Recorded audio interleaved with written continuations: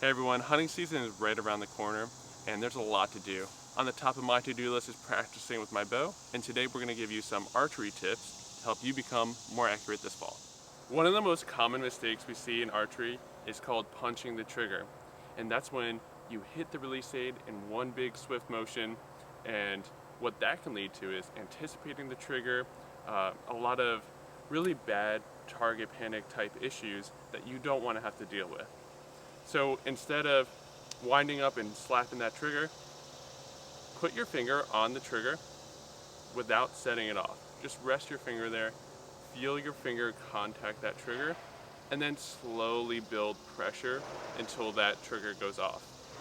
There's a lot of different ways you can do that, but that's the basic idea. And what you want to happen is you just want to be looking at the target, your pin is floating around whatever you're aiming at, and that's perfectly okay. You want that pin to just float around while you're looking at the spot you want to hit, and then you're applying pressure to the trigger slowly, slowly, slowly, and then that shot breaks, like it's a surprise.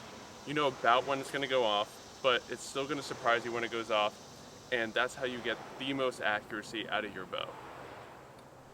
A technique that tournament archers do and a lot of high-level athletes do is called visualization. And that's when you visualize the outcomes you want to achieve, and that subconscious visualization not only gives you extra reps, extra practice that you don't have to be on the archery range to do, but also builds self-confidence. So an example of how you would do this visualization is you just close your eyes. You can do this throughout the day if you're just bored at work, before you go to bed at night, whenever you want to do it. Close your eyes and then picture yourself in a hunting situation.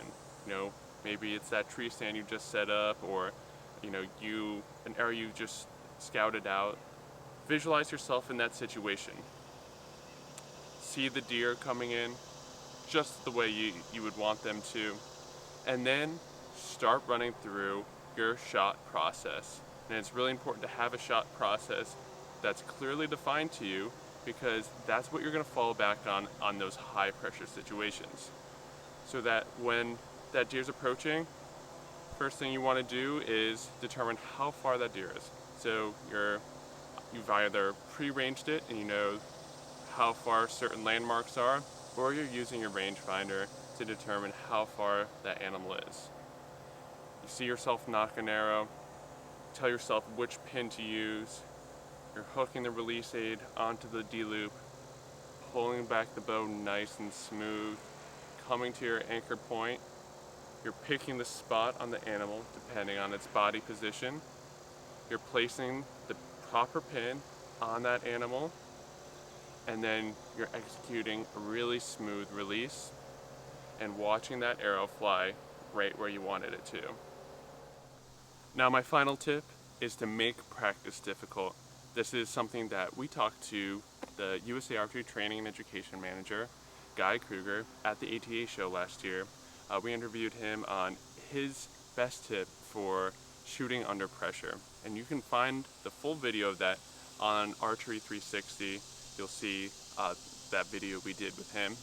But to summarize, said one of the best things you can do is make practice more difficult than the event you're training for. So in our instance, we're training for bow hunting.